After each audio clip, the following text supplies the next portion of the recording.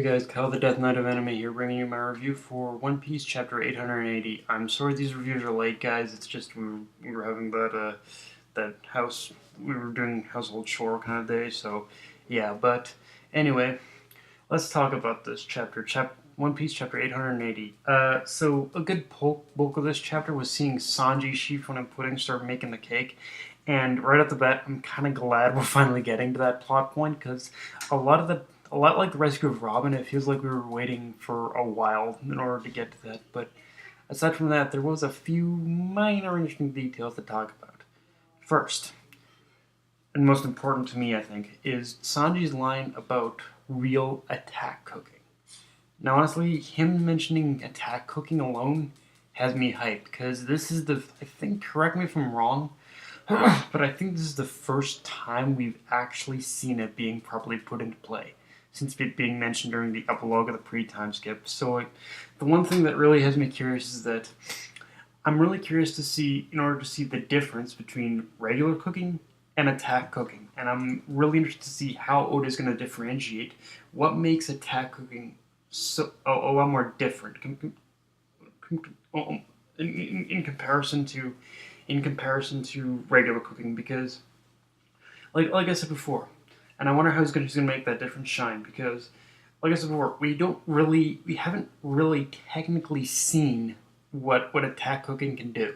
We've only seen, which I guess is after effects, judging by what how built the Okama were, I guess, and just we've only heard it mentioned through when Sanji started his training with the Okama. So yeah, I'm really interested to see how Oda is going to make the attack cooking part shine.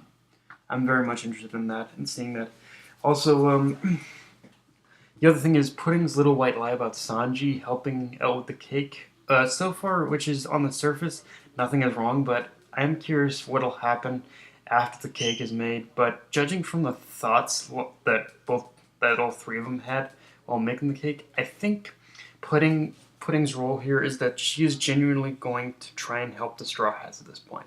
Like, no matter which mental state she's in, I think she does have a genuine desire to help the Straw Hats now. And I bet after Big Mom is fed, she will be like some sort of a distraction or a decoy in order to give the Straw Hats a lot of time, in order the time needed to escape, I think, or something like that, or at least get out of Big Mom's territory. Because let's face facts, Big Mom is gonna be, even if they escape from Big Mom now, she's still probably gonna play a big part later on in the story for sure. That's Oda has a way of making sure each of these things connect some way or another, and yeah, I still firmly believe Big Mom is going to play a part in the throne war to come. But yeah, also I want to talk about Pudding herself now. When I saw Sanji's reaction to Pudding in chef's clothes, I was like, to me, like, again, her mental state is of course something that we need to bring into question, I guess. But when I saw Sanji's reaction to Pudding in chef clothes, I was like, yeah, Oda's telling us that one way or another, those two really will be together by the end of One Piece. I mean, honestly, like I said, as unstable as Pudding is, she I think it would be kind of make the most sense considering the development they've gotten through this arc, even if Pudding's has been a little wonky, because, well, let's face facts, they genuinely, I think, at this point, I think both Pudding and Sanji in their own way that genuinely care about each other, so it would be kind of interesting if by the end of the series they didn't end up becoming husband and wife almost. I think that would be a very Oda thing to do almost in a way. But yeah. Also in this episode, and sorry, after that, but yeah, after all that, we definitely get a lot more of the Katakuri and the Katakuri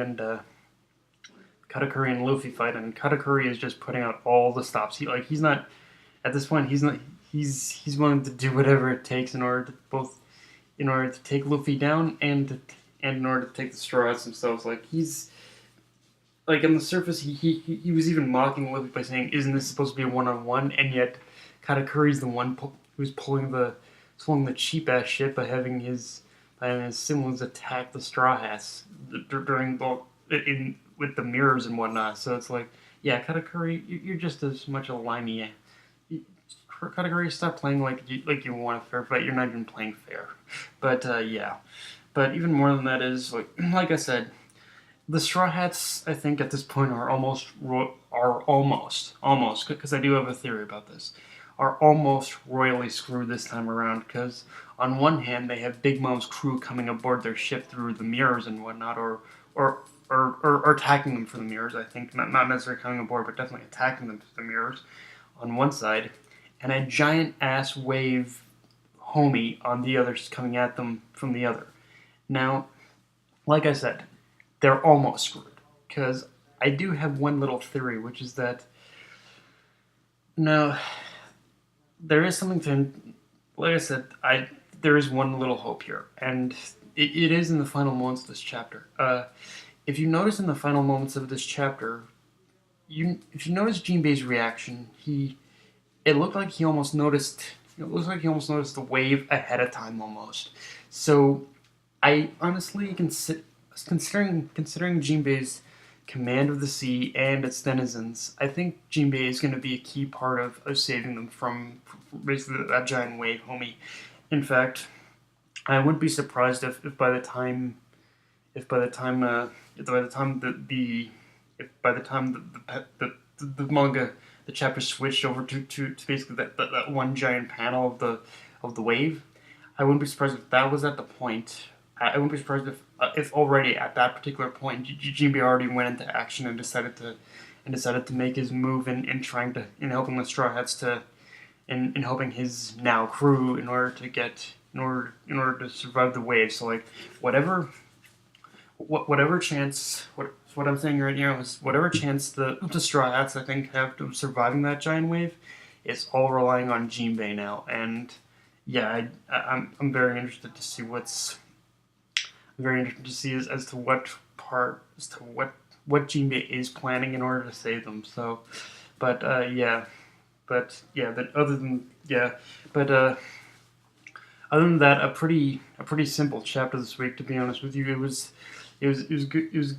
We finally got to the whole cake thing and whatnot, and but yeah. Oh, and well, with all these, and with Luffy, I think trying to with Luffy supposedly trying to. One of the things that with Luffy supposedly trying to smash all these mirrors now, it really freaking makes me wonder. With Luffy and his crew trying to smash all these mirrors now, it really freaking makes me wonder as to how Luffy is gonna get off now. Cause like I mean without a single escape route, it's gonna be impossible for him to get out there unless at the end he convinces unless by the end of it he convinces it was Brule in order to make him a mirror or something, or forces Brule to make him a mirror. That's honestly the only way I can see Luffy getting out of this once he's done with Katakuri. But like I said, I guess we'll just have to wait and see. I think Brule is going to be a part of Luffy's escape though. But yeah. But anyway, guys, that's my review. If you enjoyed the video, like, comment, subscribe, or follow me on Twitter and Facebook. That Night of Anime, signing off. Yeah, later, guys.